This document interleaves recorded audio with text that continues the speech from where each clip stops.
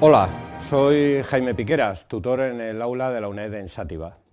Después de dedicar los 4 espacios anteriores al nacimiento y los posteriores desarrollos de la arquitectura gótica, hoy vamos a centrarnos en otra de las manifestaciones del arte gótico que también experimentó una profunda transformación desde el periodo anterior, la escultura.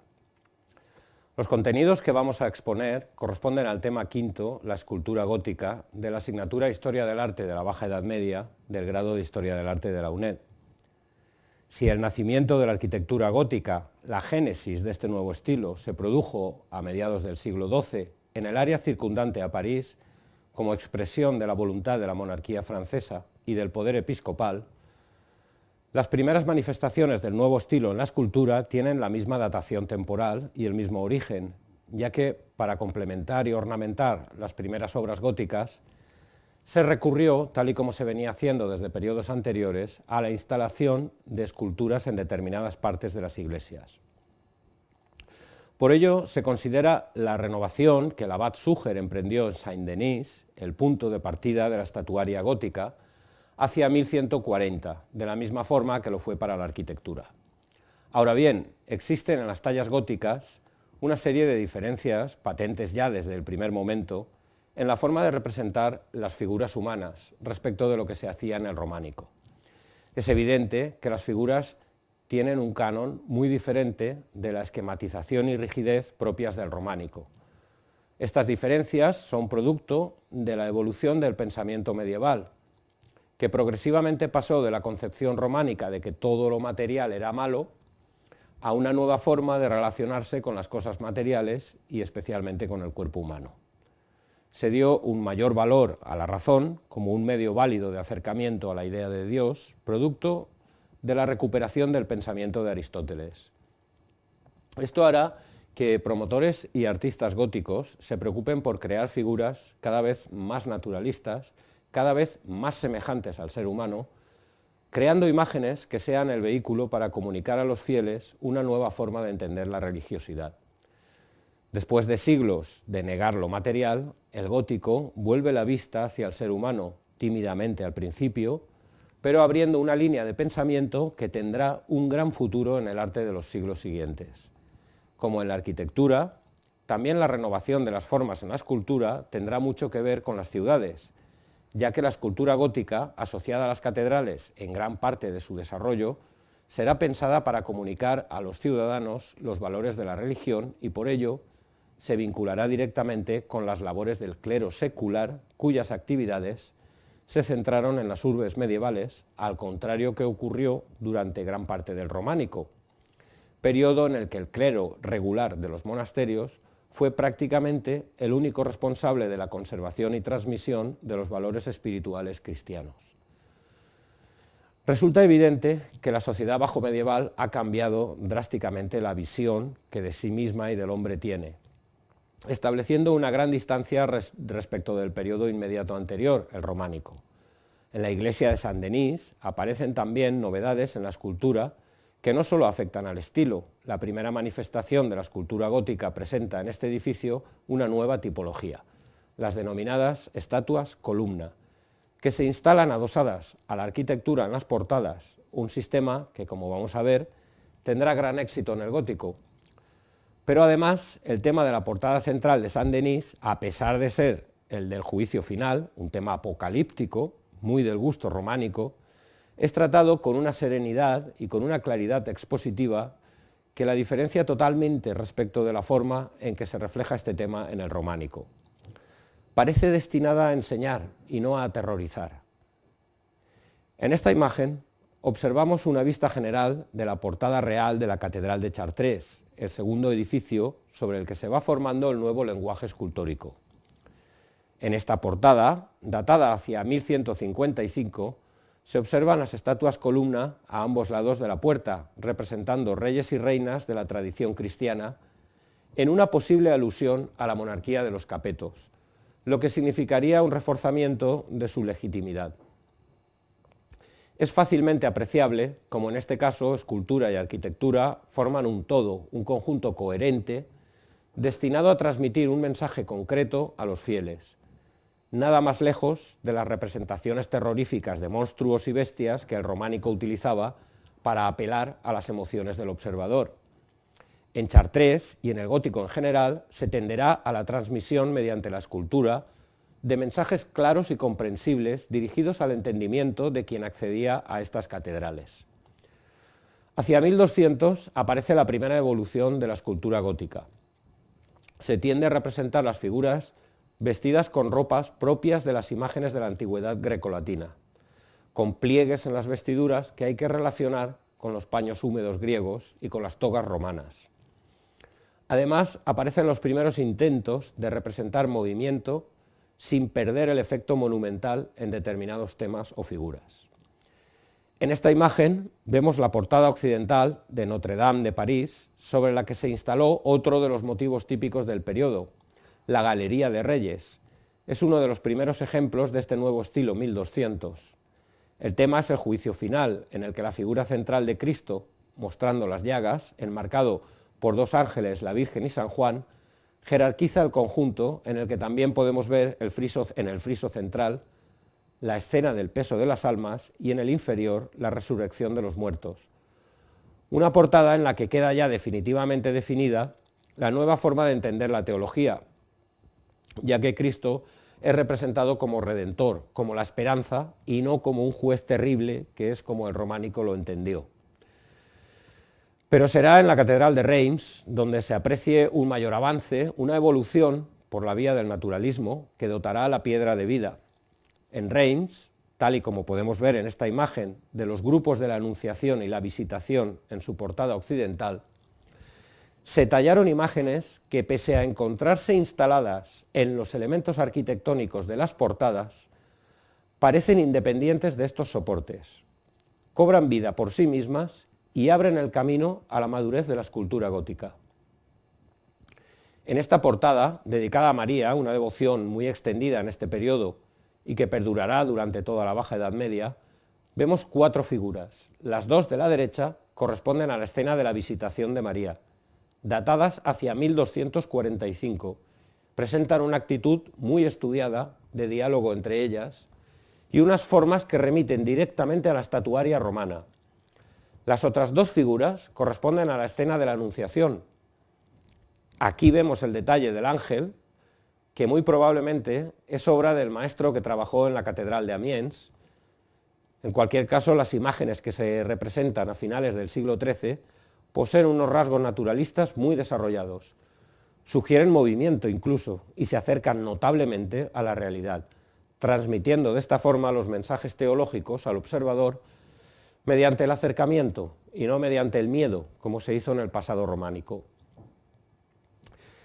Si en las catedrales francesas la tendencia desde el siglo XIII será la de que la ornamentación escultórica invada la práctica totalidad de las fachadas, instalándose por todos los elementos y superficies arquitectónicas disponibles, en el Imperio las esculturas tendrán como característica general una independencia mucho mayor respecto de su marco arquitectónico. La obra donde se produjo la recepción inicial de las formas escultóricas procedentes de Francia fue la Catedral de Estrasburgo, aunque también las esculturas instaladas en la Catedral de Bamberg pertenecen al estilo 1200.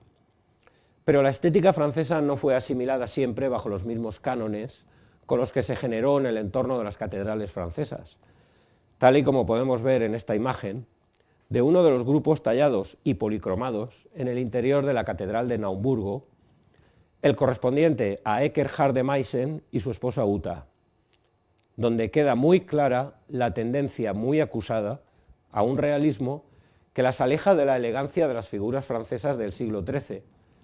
En este caso, además, las figuras presentan unas proporciones mucho más contundentes, por lo que resulta evidente que los escultores del área germánica evolucionaron las formas francesas ya en el siglo XIII, en un proceso que desembocará en la segunda mitad del XIV en figuras que reflejaron de forma exacta la realidad, una característica que llevaron al extremo escultores como Peter Parler en la Catedral de San Vito en Praga, en ese momento la capital artística del imperio.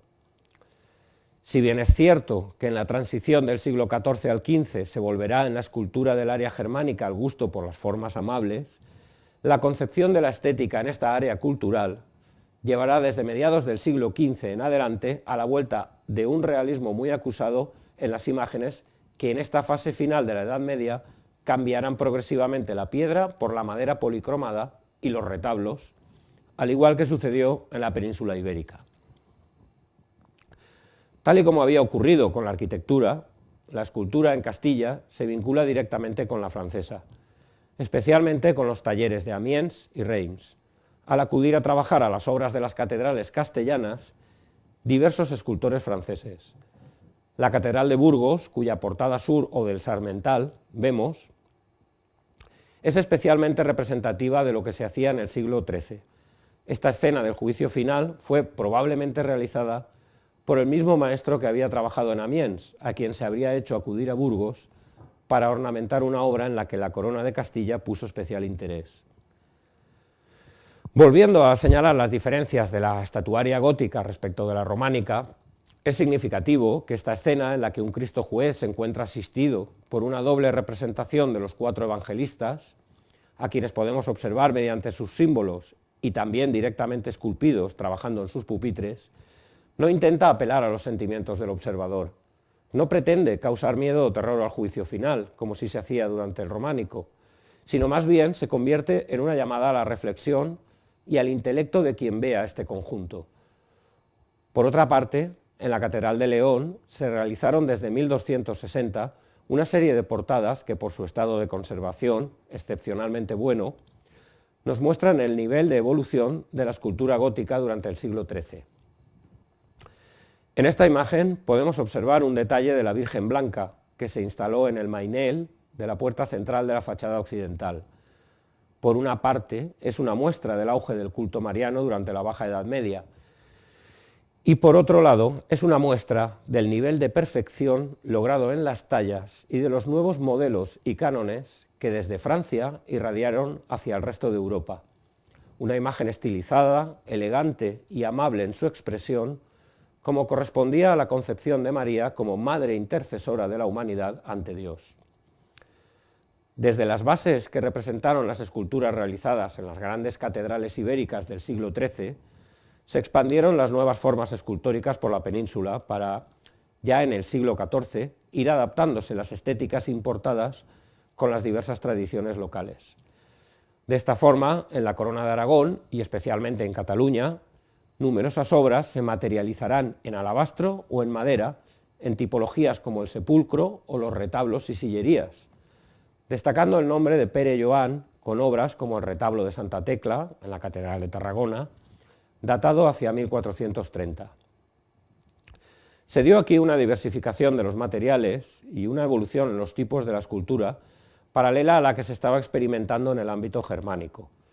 La segunda mitad del siglo XV fue el momento de mayor actividad escultórica en Castilla, con la actividad de los focos de Toledo y Burgos. En Toledo fueron los escultores que llegaron con Janequín de Bruselas quienes realizaron mayor número de obras, algunas de ellas en madera, como la sillería del coro de la Catedral de Toledo, de Mateo Alemán, un retablo esculpido de la Guerra de Granada. Por otra parte, en Burgos trabajó Gil de Siloé, quien destaca por la originalidad de sus diseños, realizando la mayor parte de su trabajo en la Cartuja de Miraflores. La escultura francesa durante los siglos XIV y XV recibió el decidido impulso de la monarquía, que vio en ella un medio para legitimarse ante sus súbditos. Pero además, las esculturas francesas de esta fase final de la Edad Media, frecuentemente integradas en conjuntos de sepulcros monumentales, presentan como característica un naturalismo muy acusado. Se tendió a representar fielmente a los modelos reales.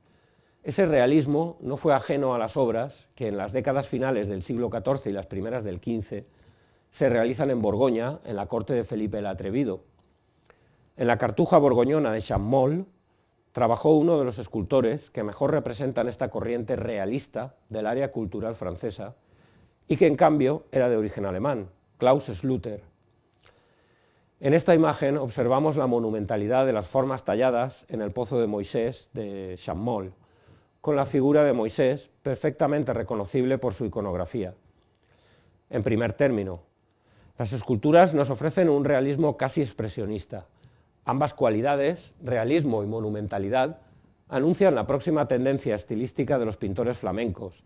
Al fin y al cabo, tanto en escultura como en pintura, la fase final de la Edad Media representó un periodo de rápidos cambios y transformaciones hacia nuevas realidades. Finalmente, la escultura gótica en Italia, al igual que ocurrió con la arquitectura, aparece como una realidad aparte, fuertemente influenciada por Bizancio, por el precedente románico italiano y por el interés cada vez más extendido de los autores italianos por recuperar su pasado romano. Los Pisano, Nicola el padre y Giovannini el hijo, realizarán los púlpitos de Pisa y de Siena con paneles de marcado gusto bajo imperial romano.